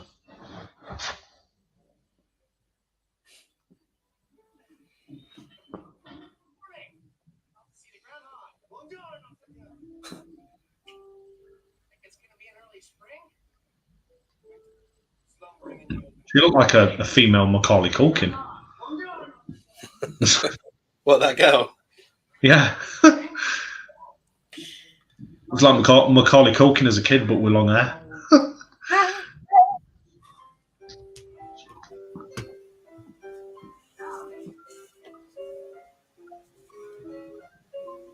So what Yeah. the 4 events? October, Scarefest, Christmas, Fireworks. fireworks. Yeah. So that's pretty heavy on the end of the year, isn't it? It is, yeah. There's not anything kind of at the beginning, is there? But I think necessarily that's not necessarily a bad thing, because it means that people are able to enjoy the rides more and actually enjoy the attractions, as opposed to sort of like worrying what's on in terms of entertainment and events and stuff like that early on. But I also think we'll see something quite big for Nemesis reopening as well. I think they'll make a, and obviously it's 30 years old this year. That's going to be, that's going to be a massive thing for this year. So I was going to suggest there's a photography challenge as well, because I already did it for this month last month, and it was food in January. So I've already started putting them on my stories. If you tag me in them on your stories, Stacey_LTE as well, and then I'll make sure I put them on mine. And then this one for this month is red. And I thought that'd be really apt if we just get towards the end of the month, or if people see any light from anything red, or just the colour of something red, then just post it in and I'll put it on my stories just as a little shout out as well. Because it just reminded me then of like the red track on Nemesis, and I'm like, oh, we're not quite there yet, but it's an idea. Or it could even just be like a picture of Knuckles that we've got back here. Yeah. Just anything red. Just anything red. From anything. can't beat Knuckles. Yeah, Team Knuckles. Or like me, I like the shell. Oh yeah, you prefer Mario. There's Sonic the Hedgehog 3's out at the back end of this year as well. We got Shadow. Yeah, because he's going to be voiced by Hayden Christensen, isn't he? Yep, he is. It Yeah, seems like a really odd choice. it does, to be honest with you, considering the character. Yeah, definitely. Seems like there'd be more than just kind of Shadow in it as well, like all the pink hedgehog and various other characters.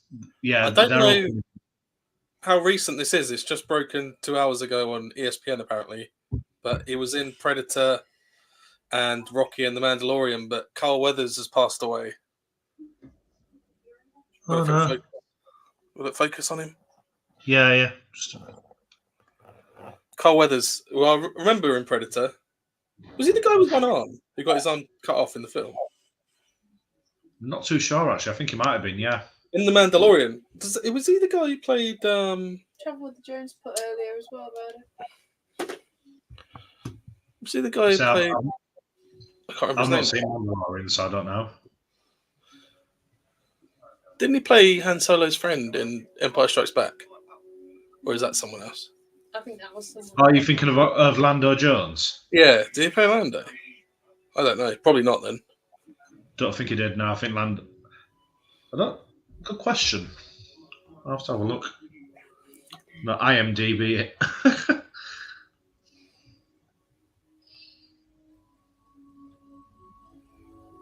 I'm happy that they kept Oktoberfest, because the past two I've been to, I've had no alcohol, so it's I've just enjoyed it. Just William, yeah, that makes sense. Yeah, That was someone else, yeah. yeah. Just saying, the Oktoberfest.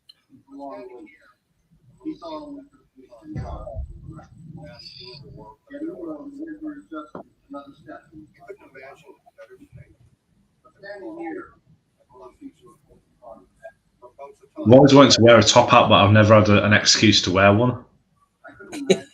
You could dress up for Nemesis opening. You go in a suit. Could do, to be fair. I could go looking like one of the Undertakers from Curse. Yeah, walk around the area for a bit. People think you work there, and then just.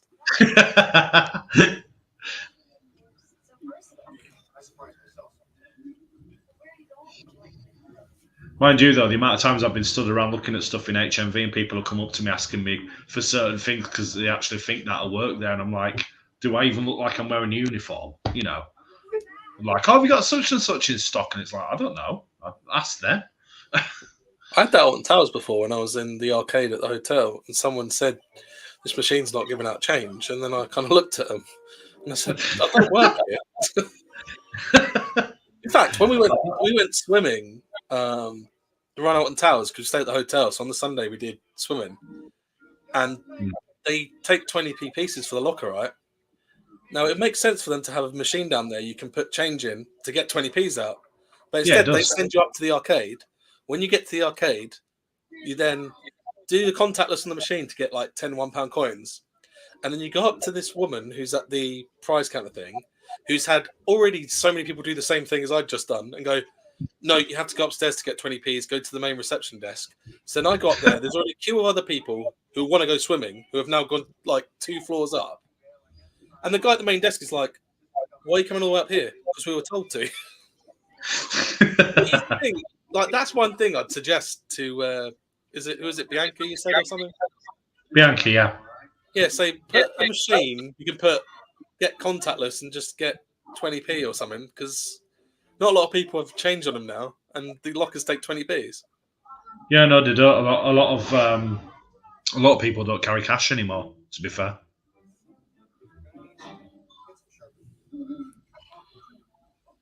Yeah, just walk out the store, just go, yeah, I'll get it for you.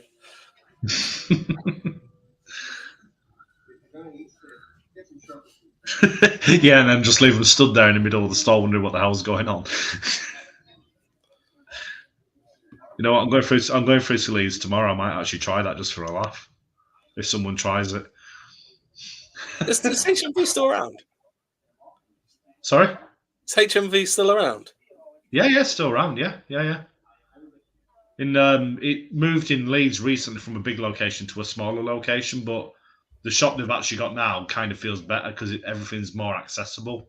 As well, before it was kind of between 2 floors. So, yeah.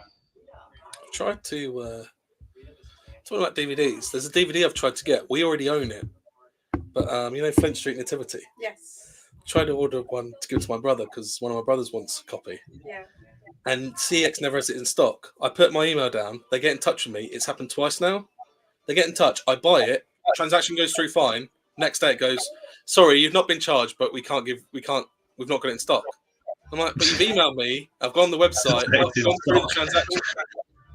That's happened twice now. And if it annoys me because then I have to go back on my account and hit watch on the item again because it takes it off because I've bought it. I could probably buy it off eBay, but it costs 50p at CEX, and then it's like it's holding its value online. That DVD, I'm quite surprised. I kind of went on like a little mission recently, trying to get like sort of like hard to find horror Blu-rays. So some of the films I have on Blu-ray, on DVD, that were available on Blu-ray, but only for like a really small amount of time. So I've got about 5 or 6 films now that are each worth quite a fair bit of money on Blu-ray. Obviously, they're not very accessible, and one of them was literally the only one on CEX, and I managed to buy it, and I looked the next day, and obviously I knew it was in because it then said, we don't have this item in stock anymore. So I literally got like the last one, and I was proper happy about it. But I'm really that sad, so... That's quite cool, though, knowing that they're quite rare. It makes me wonder if it's got the artwork on it. Do you know like the artwork you get from Humphreys that I've got the autograph from? Yeah. Like that sort of artwork as well. Do you collect like rare VHS tapes as well, or not? Is that? No, just Blu-rays basically, Blu-rays and DVDs. I know if you search cars, Disney's cars, on eBay or something, the VHS of it, because it was right near the end of VHS and it was only available to Disney Club members on the website. It goes for insane amount of money now. It's like one of the rarest VHS tapes. It's so expensive. And then there's stuff like Avatar. I watched a video on it. Someone did. There's the VHS for Avatar and for Ratatouille because in South Korea they were still doing VHS after us. So there's VHS tapes of these films that really shouldn't be on VHS, and they're in English with South Korean subtitles, and it's just so bizarre. Strange. I often find now that, not for all of them, and you'll know much more than me, but Blu-rays don't seem to have as many special features as DVDs do. No, some of them just seem to be a case of the films on it, and then they've got your scenes and your audio setup and stuff, and that's it. But then some of them come with like separate discs where they've got like loads of different features and stuff. So it seems to be quite hit and miss, to be honest with you. Or a special about cover. There is, yeah, there is. I know there's a special cover for the Little Mermaid that the castle looks ruder than it should. There's some I know stuff about out that there, just like rocking horse poo, basically. You can't find it anywhere. I think that they should change the castle at Disneyland Paris to the Beauty and the Beast castle. I think they should do, to be honest with you, yeah. Because apparently the reason they didn't do that when they opened it is, didn't it open slightly before the film came out? I think it did, yeah. Yeah. So I always wondered why they didn't do that. Yeah, because it's a Sleeping Beauty castle at Paris, isn't it? Yeah, I think so. Yeah, one of those. I don't keep up to date on it. In fact, no, it is because it's got the dragon in the basement, in the cave underneath. Yeah. Have you ever seen? I don't know if it was on Expedition Extinct or whatever it's called, that channel, but Tokyo Disney used to have an attraction in the basement. I didn't realise that. I'll have to link to it. It's Expedition Theme Park, did you say? something like that. I'll find the video and I'll link it to you. But yeah, send it over to I'll have a watch. Basically, there's an attraction in the basement because Tokyo Disney normally build their own stuff because they bought the rights and it's owned by someone else, isn't it? Yeah, like, the rights for Disney stuff, and they built an attraction in the basement, and it starts off as a tour, and this is how it kind of is really impressive how they did it, but it wouldn't work in this country because they'd have to put disclaimers up. But it starts as a tour of the basement under the castle, and then halfway through it, these spirits take over, and then you have to go through the dungeon, and then it's got like I can't remember his name, but that person from Black Cauldron is the main villain. And if you watch it, it's so weird because it's not advertised as a scare attraction, and then you go through it, and halfway through it turns into one, and you're going through the dungeons. But in this country, people would kick off if that happened, if they went in with their family. But like Japan's different about horror stuff. But yeah, because they're more easy going with stuff like that, aren't they? But it's not advertised to be anything to do with horror when you go in. That's interesting. Blu-rays don't have any special features because of the cost of filming special features in 4K, and they can't have a 1080p content on a 4K Blu-ray. All right, that's interesting. Although that does make sense, to be fair. I mean, I've got a 4K player, and I've got a 4K TV, and there is a drastic difference in terms of picture quality. So it makes sense that they wouldn't have standard HD stuff on a 4K Blu-ray because it costs a lot more to buy them as well. So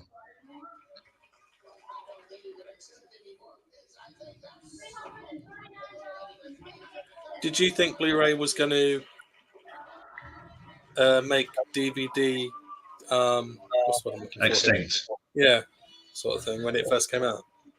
I did, to be fair, and I still think it will at some point because we've kind of moved beyond standard Blu-ray now to like the 4K Blu-ray.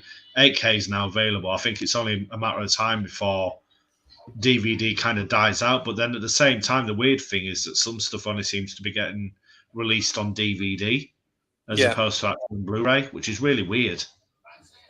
So I think it'll be around. It'll be around for a while, but I think it will eventually happen. Can you? I don't know if you can do. I assume you can do it, but when I have a DVD player, I search the model up online, and it tells you what buttons to press on the remote, so you can go into the actual secret menu and change it to make it region free. And that's what I do with all my DVD players. Can you do that with a Blu-ray? Really? Yeah, my DVD player down here, I'm not using it, but I changed it to region free because I've got American DVDs as well.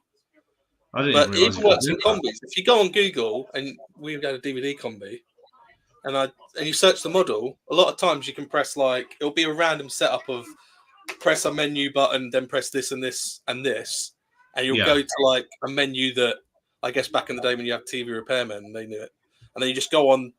But you got to be careful not to screw anything up when you're in this menu. But you go down to the region and you hit it to 0, and that makes it region free. I'll have to have a look and see if you can do that with Blu-ray players in that case then, because that'd be easier if you've got ones that didn't come out in European region. There is quite a few Blu-rays, one in particular that came out last year that I'm dying to watch that hasn't come out over here. So if I can do that to a Blu-ray player, then I'm going to be ordering it. Did you ever get round to watching the Ring and the Grudge crossover I told you about? I didn't, sadly. No, No. no. It's on Shudder if you ever want to try the 7-day free trial just to watch it. I might give it a go, to be fair, actually. Weird, Yeah, because there's some fairly decent stuff on Shudder by the looks of it, and obviously they've got Creep Show on there as well, aren't they? The new Yeah, that's the version only place you can get that. Yeah, which looks absolutely cracking. So I do need to watch that. I thought Twisted Metal was on over here.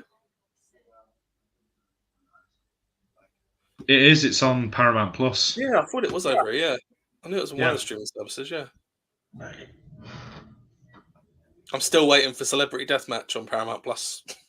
They've got it in the States, but I don't want to fork out for a VPN to watch it. But I used to love that back in the day. It was so funny. But yeah, Twisted Metal is actually out on Paramount, so I'm sure it's out on Paramount. it is. I saw it advertised the other day, and Halo Season 2.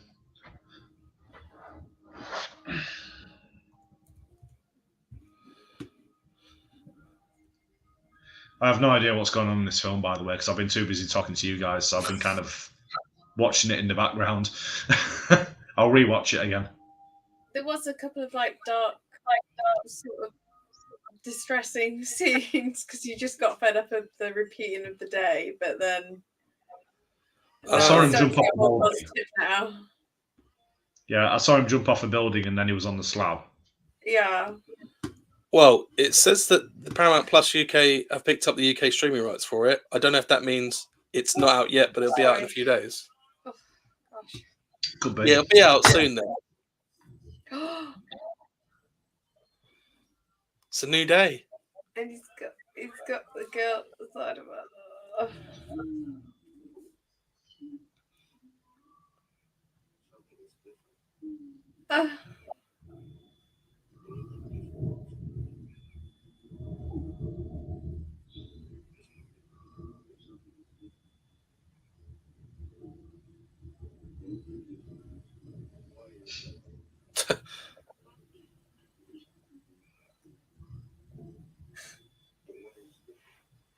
But because it was an auction for charity. Then the other guy went on and was like 25 cents, but for him it was like nearly $400.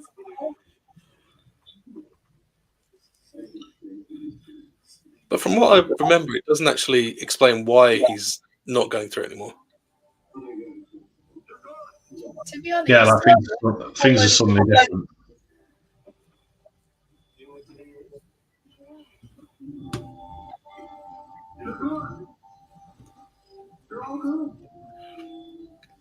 To be honest, I mostly watch Paramount Plus for all the old 90s Nickelodeon cartoons. That's what I got it for.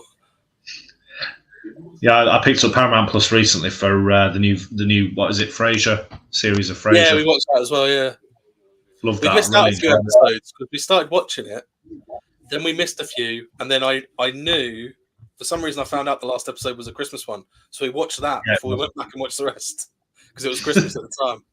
Yeah, because Ross turns up at the end of it. You thought it was going to be the dog, didn't you? Because he was hinting it, and I thought it's not going to be Niles because he wouldn't agree to come back. I don't think he'd want too much money, or is he dead? He's not dead, is he? Well, I thought he'd get a new dog and then. No, David, what's it? The guy who plays Niles is still alive. Okay. Yeah. I still thought it was sweet. I think Nicholas Lyndhurst is good in it because I wasn't sure if he'd be able to pull it off.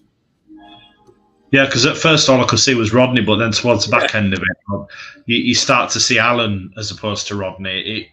You get used to his character.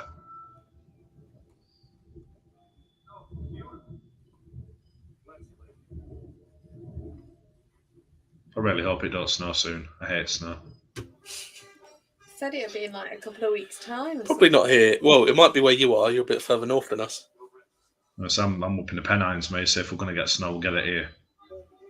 Yeah.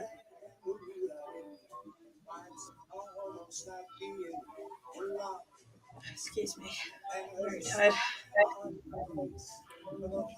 Where does that rate on your Bill Murray films? Is it better than Ghostbusters? Tell you what, unpopular opinion, I like Ghostbusters 2 more than Ghostbusters 1. Yeah, I prefer I prefer Ghostbusters 2 to 1, to be honest with you. Oh, really? I thought most people hated it because I know Bill Murray hates it. No, I liked it because it's got thingy in it. The guy in the picture. I know what you mean. Yeah, I can't remember his name. Oh, there we are. It's finished. What did you? Well, you didn't see much of it, did you? I mean, what I did see actually, that was actually all right. Was that? It was. I need The to premise rewatch was it. just that he kept living through the same day over and over again, and the different things he'd do. Like he learned how to play piano because he kept going there every day. I think, to be honest, I need to rewatch it again. But from what I did see, it seemed pretty decent actually. There we are. Just a woman with marshmallows in her mouth. Creeped out. Creeped out. I watched that. Yeah, it's good. Ooh, Have you seen? Spooky. Have you seen Cabinet of Curiosities? I haven't actually. No.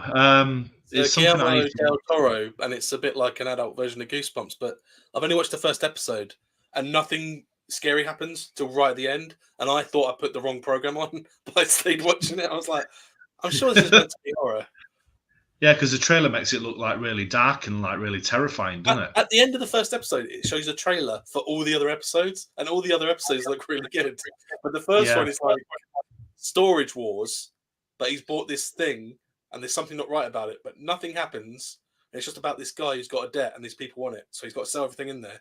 And right at the end, he finds this German guy, and they find that there's a fake wall. Spoiler alert for anyone who wants to watch it. There's a fake wall at the back of the unit, and there's all this like pentagram stuff, and suddenly a monster, and he dies. And that is literally in the last 3 or 5 minutes, and I'm like, it should have been that throughout the whole episode. Oh, I don't know. Was there an episode where there was like somebody in a morgue or something, and something was taking over a body? There might be later on. I've only seen episode 1, but I know one of the trailers that looks good is episode 2, is about a graveyard, and they digging up the graves because the bodies are getting taken out of the coffins but underground, and then you see that they're giant rats, and I'm like, that looks really good. Yes, They've given away that no, episode in the trailer, but it looks really good. yeah, I have seen it because I've seen that episode. I remember it now. And then obviously then there's the other one after that. So no, sorry, I have seen it.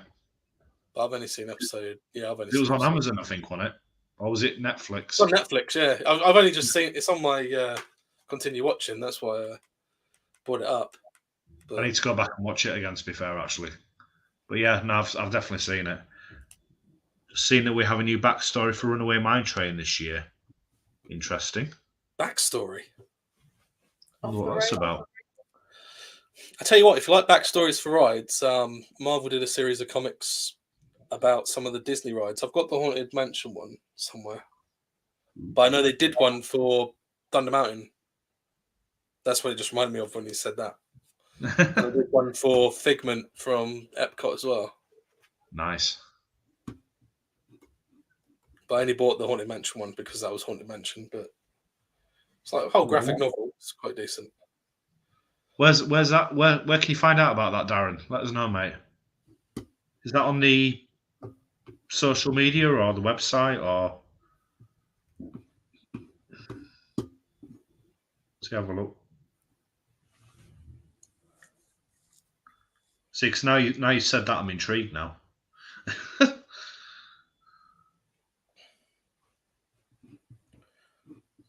Have you got any photos, Gareth? 'Cause unless you've got photos, I don't believe it.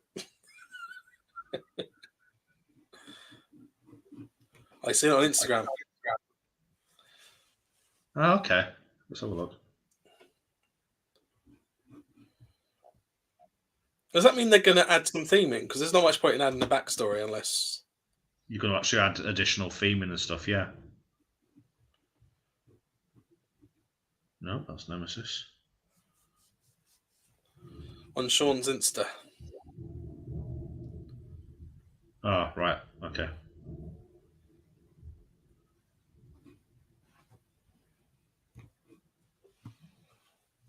Sleep outside.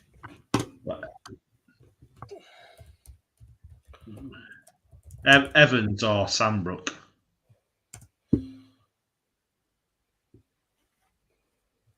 No, it must be Sandbrook then.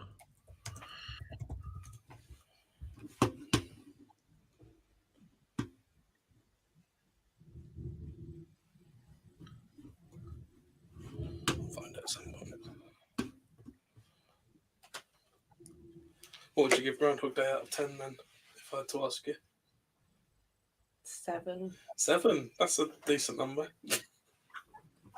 I find it funny the comments he comes out with, but it goes through the sort of like, how can I put it? He represents like the different emotions when people get impatient or fed up of things repeating constantly on the different names, and it's actually quite funny. Can But you at the relate same to time, that? it's like, oh yeah, and then when it gets to the really dark stage, it's like, yeah, that's quite intense. But yeah, it's good. 7. Oh, here we go. Okay. Forging a legacy since 1992. Since its inception, the Katanga Canyon Mining Company has served out a legendary presence in the untamed canyons of Katanga, renowned for its. Sorry, my reading's awful. Renowned for its peculiar ore extraction methods, their unique mine train seamlessly integrates with the rugged landscape, an audacious marvel symbolizing the company's commitment to daring exploration. Guided by the vision of unconventional mining, Katanga Canyon Mining Company sets a benchmark for an unwavering spirit of adventure. Beyond the minerals, the mine train hurtles through the canyon, its bright red engine carriage a beacon for visionary explorers, adding a splash of defiance to the wild terrain in the heart of the wilderness. Katanga Canyon Mining Company thrives as a testament to daring exploration and the indomitable desire. There's a lot of big words here for adventurers to discover. So it sounds like they've actually added some sort of like legacy or mythology, or yeah, like almost like it's a company running it now, which is bizarre. That's different. Are they trying to make it different because you've got obviously the, how can I put it, the Ministry of Joy? Dr. Coleman. Yeah, and then you've got The phalanx. The phalanx. Yeah. So like there's different. Yeah, it's almost like there's different units running different areas. An Alton Towers cinematic universe. Eventually, they're all going to war. Corporations, maybe, and maybe they want to produce pin badges of them like they did for like Mardi Gras with the sort of cruise. Maybe they're trying to do that. Maybe. Yeah, potentially. Yeah, because I mean we've had a phalanx pin badge, haven't we? A Ministry of Joy pin badge would be awesome. I'd love that. That'd be really cool. They probably had one back in the past, didn't they? I think they did. I don't know for sure. But yeah, it seems like they're doing that, and the Bjorn. And the Bjornen as well, yeah. Yeah, I think obviously they're trying to sort of create more backstory for Katanga Canyon as a whole, aren't they, I think? It's the something or other, isn't it? It's good to see, to be fair. It means that obviously that, they're taking notice of what people want and actually making the changes, which is great. It's exactly how it should be. Yes, I have. It's a trackless dark ride called Cadbury Chocolate Quest. I've written it out. Although the Curse at Alton Manor, the Nemesis, the air, the Oblivion. So, how annoyed are people going to be when they don't retheme it back to air after that sign fell on the floor? I think sometimes people have got rumours that, and then when they don't happen, they're all a bit. It's people are let down, but it's not really Alton Towers' fault because they never released these rumours. That is the theme.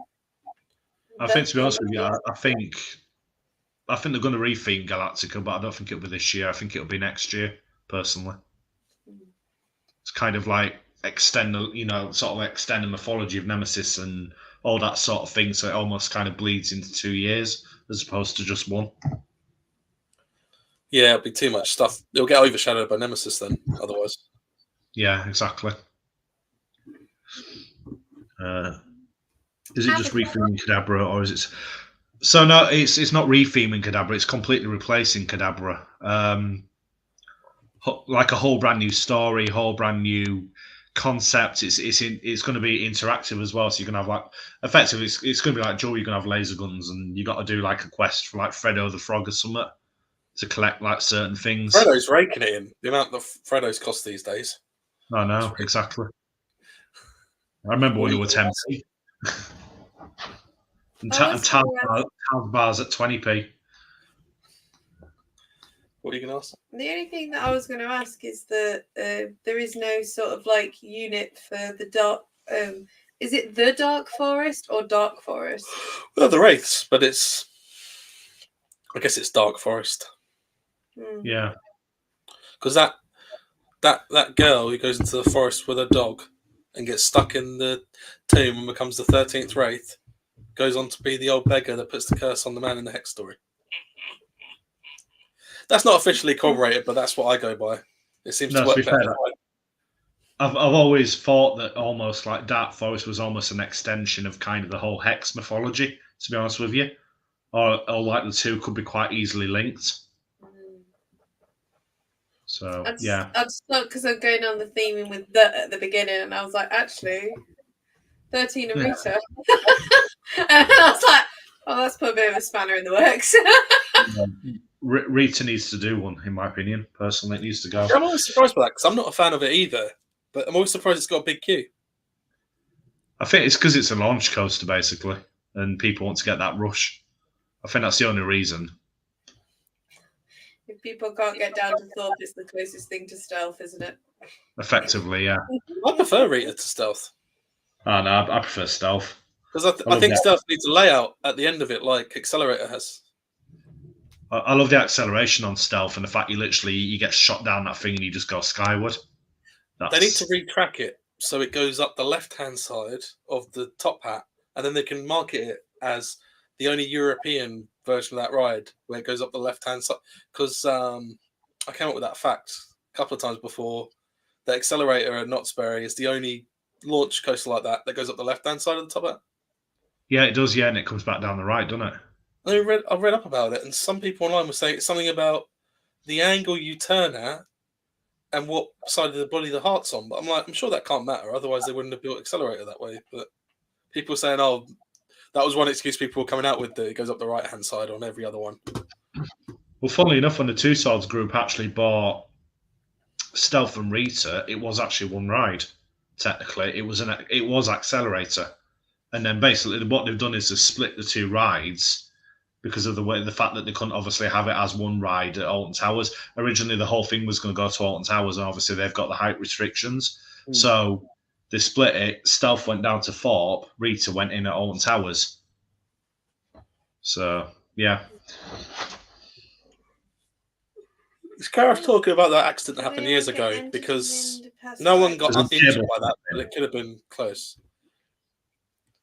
No, the movie's not on anymore. We're just chatting about Alton Towers. Yeah, the movie's finished. Joining back with this tray, though. It won't be long till the baseball's back on, and then I'll probably do some lives with Trey watching baseball. He's in Cincinnati. Nice. But yeah, I don't. Is there anything you want to promote before we wrap it up? I mean, obviously we've relaunched the website as of yesterday, I think it was. So if you haven't already checked it out and you haven't already taken a look, obviously ThemeParkInsanity.co.uk. We've got brand new features on there now. We've got a whole brand new interactive map where our aim is basically to keep building on what we have, make your lives as easy as possible, stress-free as possible. So there's everything like pricing information, direct links to sites. It physically shows you where the parks are as well. And it's something that we're going to continue to build on moving forward so that you can literally look on there and every bit of information you want will actually be on that map. So obviously that's on Theme Park Insanity, but we've also got the blog as well, daily news articles going on there, reviews, all that sort of stuff. And also YouTube as well. If you haven't checked us out, we're also on YouTube. We have plenty of news updates and stuff like that, vlogs going on there too. And then Facebook, Instagram and TikTok. So yeah, drop us a follow, go check us out, come say hi. Is there a chance we could see a video about the potential of Robbie Williams buying Port Vale? I'll see what I can do. and how that might affect Alton Towers. Because he'll want to get involved with Alton Towers, won't he, if he buys it? Could be interesting. Yeah, do you want to mention any photo challenge before we... As again, the photo challenge in February is red. So you just put it on your stories. The Cincinnati you Reds. We're getting photos from Trey now. You just put it He's on a your Cincinnati Reds stories, fan. and you just exactly. You just put it in your stories and tag me Stacey_L2E, and then I'll post it on my stories. It's just a little shout out, and then obviously it goes on my highlights for the photo challenge. So if anyone looks at my profile, it's like, all right. So yeah, appreciate everyone watching and joining in, and forgive me for yawning so much because it's been a long day with me at work. So It feels that way, Darren. Yeah. I'm ready. I'm ready to go to sleep any minute. I've got links for Joe in the description, and next week is the second. We're back on Thursday, second Thursday of the month. So James from Scare Seekers is back, and I think we're going to be talking about some more kids' TV shows, specific ones that we're going to watch between now and then. So we'll tell you more about that in the week. Nostalgia. But yeah, does Joe want to do the catchphrase?